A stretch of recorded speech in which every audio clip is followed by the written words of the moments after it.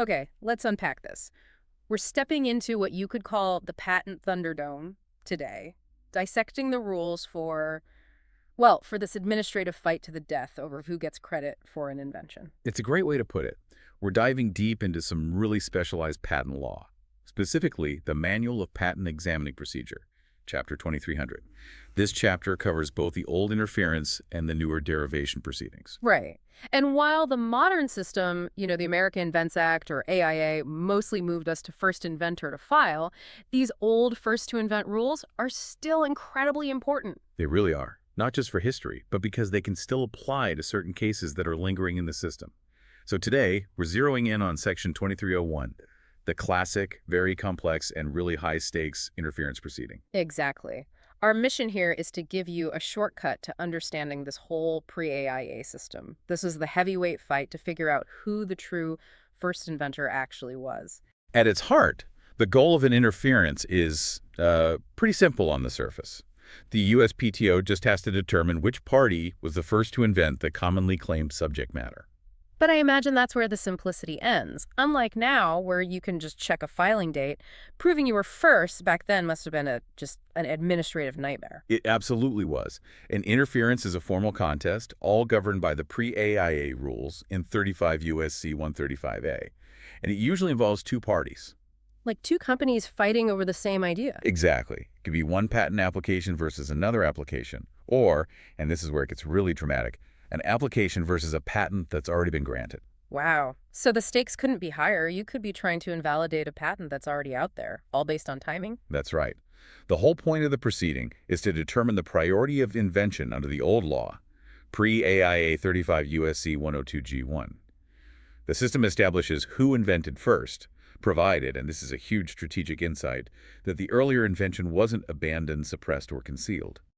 So that's where the legal concept of diligence must just come roaring to life. It does. When parties fought these things, they couldn't just show a lab notebook with a date on it. No, they had to prove they were continuously, diligently working on it from the moment they conceived the idea all the way to filing. So that condition, not abandoned, suppressed, or concealed, that's the trap door.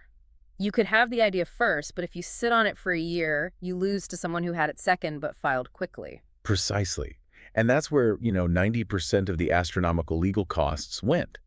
It wasn't just about who marked the date first. It was about proving you never gave up on it.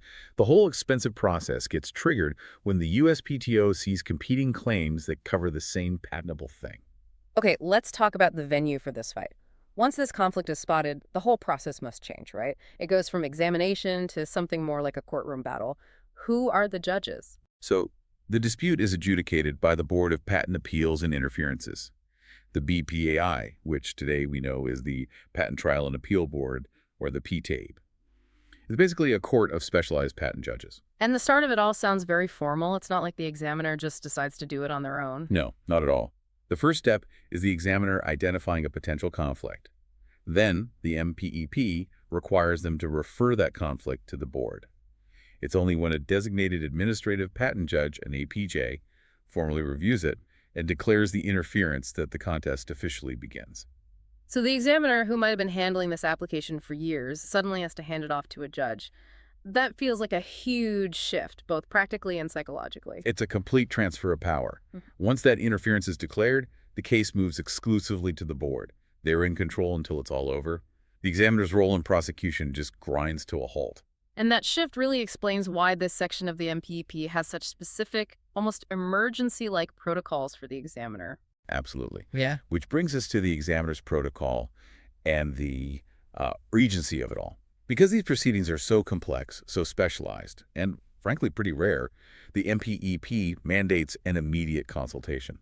A consultation with who? They can't just phone a friend, I'm guessing. No, they have to immediately consult an interference practice specialist, an IPS. This is a highly trained expert in their technology center who just handles the nuances of these historical priority fights. That's fascinating. The fact that the USPTO has a literal bat signal for this one type of problem tells you just how messy it can get if you handle it wrong. It does. And before the examiner can even send this hot potato over to the board, they have a mountain of homework to do. Oh, really? What kind of homework? Well, the MPEP directs them to complete the examination on all other issues before the referral. They have to tie up every single loose end. Every claim has to be either allowed, finally rejected, or canceled. Any other appeals or petitions have to be decided. Now, wait a minute. That sounds kind of inefficient, doesn't it? If the claim might be invalidated anyway because the other party proves they were first, why make the examiner spend weeks on, say, an obviousness rejection? That's a great question, and it gets to the logic of the old system.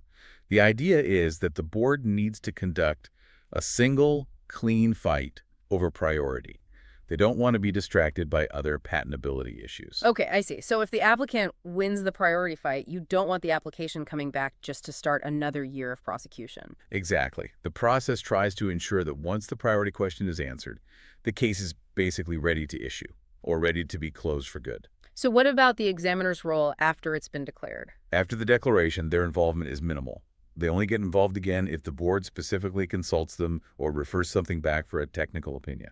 And because these things run on a very strict clock, any examiner involvement has to happen with what the MPEP calls special dispatch. Special dispatch. That sounds like they have to drop everything else. They do. When the MPEP says special dispatch, they mean it.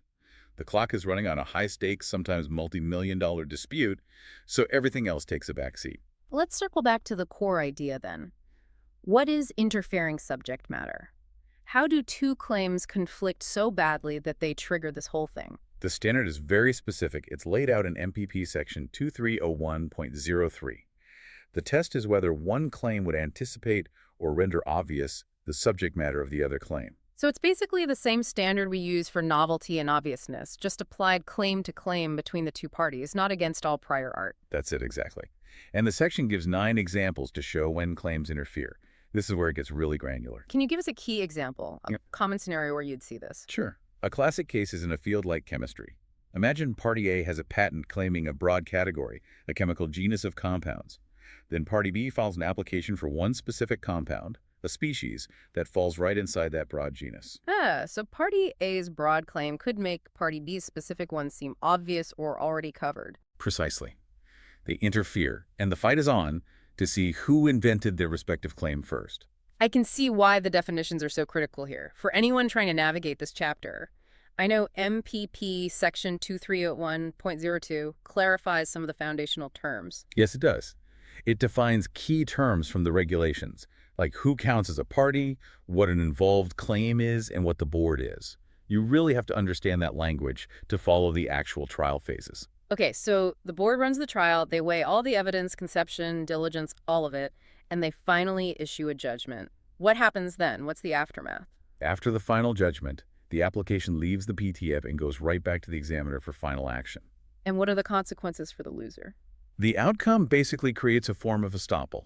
If an applicant loses a key issue, if the board decides the other party was the true first inventor, then that applicant is legally barred from trying to get similar claims in the future that are inconsistent with that judgment. That's powerful. It stops them from just trying to sneak the same idea through the back door in another application. Absolutely. And connecting this to the bigger picture, it's important to remember these rules can still apply today. You mentioned hybrid applications earlier. What exactly does that mean? A hybrid application is one that was filed after the AIA switch in March 2013, but it has claims that get their priority date from an application filed back in the old first-to-invent days. So because some of the claims trace their lineage back, they get pulled into this old system. That's right. The old rules still cast a very long shadow. What a fascinating corner of patent law. The whole structure, the mandatory call to the interference practice specialist, all that examiner homework, it's just a testament to how complex it was to answer that one simple question: who was first? And what's really interesting is that this entire structure, this whole expensive fact-finding mission into what happened in the lab years ago, it's a direct product of that first-to-invent philosophy. So as we wrap up, what does this tell us about the modern system? The old way was based on these complex, costly proofs of when you invented something. Right, which makes you think about the modern first inventor to file system. In that world, these elaborate interference proceedings are mostly replaced by derivation proceedings, which we'll find in MPP section 2310. The focus there shifts almost entirely to the filing day.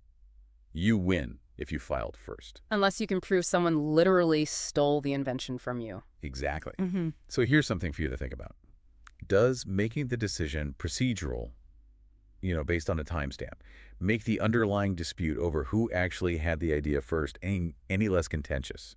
Or does it just change who wins? We would like to take a moment to thank Mike Shepard, the creative director who organized this entire audio series. And just a quick note before we sign off. This summary of the MPEP was generated using AI tools, including ChatGPT and Notebook LM, so it might have errors or omissions. It's really for general educational purposes and is not legal advice. For authoritative guidance, you should always consult the official MPEP, a qualified instructor, or a registered patent practitioner.